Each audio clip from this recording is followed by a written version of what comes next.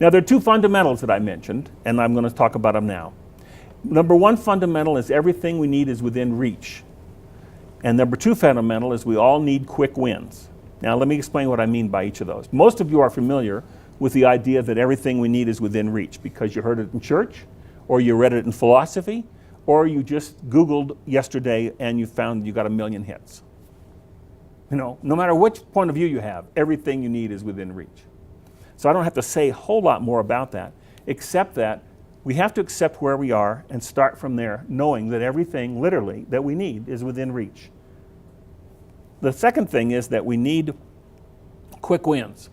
Most people start their New Year's resolutions on January 1st and then fail and stumble on them by January 2nd, 3rd, 4th, or 5th, right? I've done that. Because they don't program in any wins. They don't program themselves to have an experiential effect of success right away. Now, some people say, wait a minute, I don't want quick wins. That sounds like a quick fix. I don't mean a quick fix. That's different. A quick fix is something that's shoddy, that's maybe not quite going to last very long, and you shouldn't have done it. I mean, that's what we in America and in English mean by quick fix. Quick win is a little bit different, and you can call it something else besides quick win. But you cannot plan your day. You should not plan your day if you don't allow in your to-do list something that you really will get done that'll make you feel really good about getting it done. And you probably should start with that. But it's a quick win.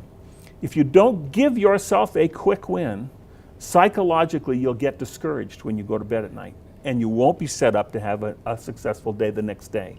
And that's where we self-defeat ourselves all the time. So those are the fundamentals. Know that everything that you need is within reach, because the knowledge and relationships that we have is the key today. And that is within reach. And give yourself what I call joy in the journey in the quick win department. Make sure that if you have a big project, it gets done in little steps. And just keep reducing the steps until you succeed at the steps. The most important thing is to succeed at each step, not to accomplish so much per day. Most important thing is to get going in that direction. And most people don't quite get that, but that's really true. Now, this is the part where if we had all morning, I would just zip through the trends and talk you great in depth about the various trends. You've got it in your slides. You've got a great deal of stuff in the article. I'm going to skip past these because we just don't have the time to deal with it this morning and still stay on time. But let me see if there's anything I should say about trend number one, the faster change. I do another talk about the 6 ways to deal with stress. That's the 4th point on this trend 1 slide. And I already told you that they're the same coping skills that we need on stress that are the business planning skills and the trend watching skills. And I summarized those in another lecture. I don't think that's in today's slideshow, but I think it is in the article. But it isn't in the slides. I don't believe it is. I may have it at the end. I don't think so, though. You'll read it in the article and you'll understand it. And if it's not fully explained in the article, when my website is up, I'll have a video that Brian's already shot, and I'll have an extensive article on it, so you can go there. Trend number 2, the science and technology, the drivers. Let's see if there's something I should mention quickly. I think the last point is the point I maybe should make. I think all of us need to be better at following science, and I'm not a techie myself at all. I had to have Brian set up my computer here. You know, it's not that I know more about science than anybody else. I don't, and I'm of a different age. I was born before they had computers. I was born in 1947. This is when they invented the transistor. I think it was 46 they invented transistor, but whatever. And now they have 1 billion of them or 1 million of them on a little chip, you know. But science and technology alone don't cut it. You do need to know economics and history as well. And whether you read novels about it or factual books about it, you need to start reading and expanding your universe. You must do that, because that's a skill that's getting lost. I don't care if you do it on a Kindle or read a book. Just do it on something. People want control. In the Obama campaign in 2008, he crowdsourced. That's how he won the election. He raised almost $1 billion. The Tea Party won in the 2010 elections by doing exactly the same thing. In the 2012 elections, both presidential candidates will have to raise over $1 billion. That's how much things have changed. That's a pretty big change. And I say both presidential candidates, it might be 3 or 4, I don't know. But certainly the major ones will have to raise that kind of money or they won't get heard. But crowdsourcing is what we all need to do, and what that means in a very little teeny business is that you get in, not just network. Networking is wonderful. You pass out cards, you talk to each other. You need to connect. Connecting is different than networking. It's the next stage. And most of us don't do that. Most of us take the business cards, put them on the dresser at night, or put them on the desk, and we never really call back those people. We don't follow up correctly. What you need to, and the reason we don't do it is it's overwhelming. We get too many, right? What you need to do is cull it down to a quick win. So if it's only one you can handle a day, handle one. And if you can't handle any, don't worry about it, push it aside, do something else. Give yourself a quick win on that one. The fourth trend, relationships are multiplying. I think the only thing to make a point about the elevator pitch is that the new way to sell is truly coaching. I am a business coach, but the reason that I'm different than other business coaches is I'm not coaching to have you hire me to be a coach for a very long time. I want to teach you how to coach yourself. Because if I can't teach you that, well, number one, I can't coach you myself unless I can teach you how to coach yourself. So the first thing I do as a coach is to talk about how we're going to structure it so you can help coach yourself. Because I don't want you to call me at 2 in the morning when you can't sleep. I want you to be able to get up and coach yourself. Okay?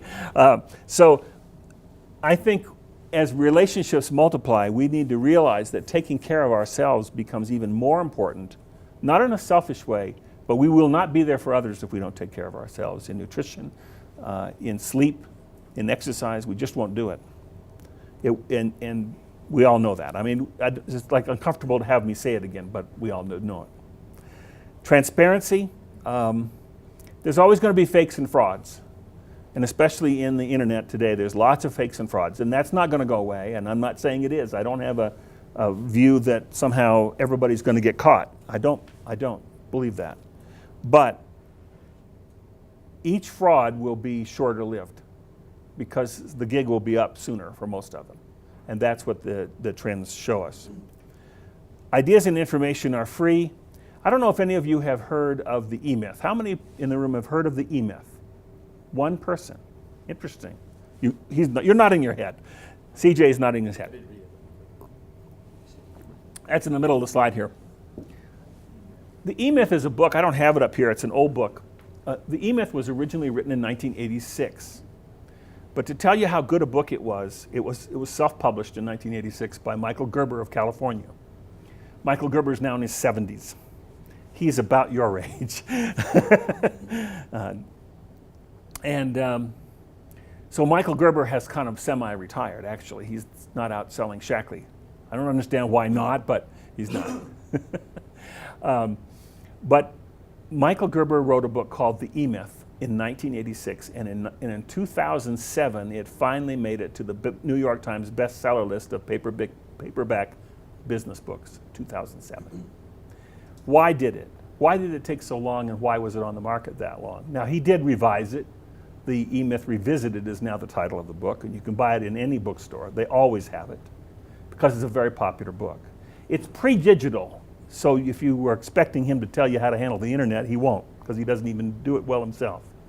But the truth is, he's right about something. It is a myth that those of us who are in business are entrepreneurs. We are mostly technicians suffering from an entrepreneurial seizure. We know how to work in the business, we know how to do the work of the business, but we don't know how to work on the business. We don't know how to build it to the next level. Sometimes we don't want to, but if we don't want to build it to the next level, we also don't know how to keep it going at that level. So we don't know how to work on the business. That is the myth that most people think we do when we're in business, when we don't. And he has his subtitle of his book is The E-Myth Revisited, Why Small Businesses Don't Work and What to Do About It. And for many years, his was the only book on the market that dealt with that issue of what do you do when small businesses don't work. So, but now that ideas and information are free, that information is all over the internet. So you don't have to even buy the book in that case, if you enjoy reading stuff on the internet. But look it up. Collaboration is winning. That's the business model that I've now adopted as a business model of collaboration. I've been having a series of workshops at the Metro North Chamber of Commerce that I'm active in, and getting the professionals that serve businesses together, and we're going to form a collaborative. Now that doesn't mean we're going to share ownership. We're each going to have our own independent business, but we're going to share projects together to help people. And that is what needs to be done throughout the society. Asking questions fixes things. Now most people say, well, wait a minute, you're making me aware of all these trends, but how does that really help me? I can't answer that specific question for you. I can't tell you what you should be looking at in these trends, but you can. And that's what self-coaching is about. That's what awareness is about. That's what asking questions is about. And I'm glad, poor Bob, I'm getting on Bob all the time here. Bob is it correct to say you're a therapist? Is that the right term? Is that good enough? Bob's a therapist, so he asks questions and listens. I'm sure that's mostly what you do. Because most people have within them all the answers they need. That something that we need is always within reach. It's inside of us. We just don't recognize it. Why don't we recognize it? Because we're looking from the inside out. We need somebody to look from the outside back at us and tell us some feedback and ask some questions like, if you're really thinking that way, Glenn, why don't you do this? If you're really thinking that way, why don't you do that? Have you ever thought of this? Have you ever thought of that? And that's what coaches do. That's what therapists do. And I don't go into therapy unless I have to, but Mike doesn't go into therapy unless he has to either. And I'm sure sometime in putting somebody's roof on, they've lost their temper at you or something, and actually you've almost had to be a psychotherapist to save the deal. There isn't anybody in this room that hasn't had that experience if you've been in business long enough. You do it. Board we're coaches are told, don't get into psychotherapy. There's all kinds of liabilities there. Don't get into counseling. There's liabilities there. And we try not to, but the truth is, because we try to work for sane people and people without personal problems that are the prominent problems, mostly business problems. However, that being said, we do get into that. Asking questions and asking the tough questions of yourself is where you will find the answers. But you have to do that, do that process. It'll sharpen your edge. It will be a way to sell. If you do that with your clients and customers, they will feel more in control of the situation because they're answering a question you asked, and that way they'll be more likely to buy from you. They'll be more likely to have a successful relationship that will last. But you have to achieve work-life balance before you do any of this really, really well, and you have to achieve it yourself, which means you do have to learn to coach yourself, and being aware of the trends is one of the ways to do that.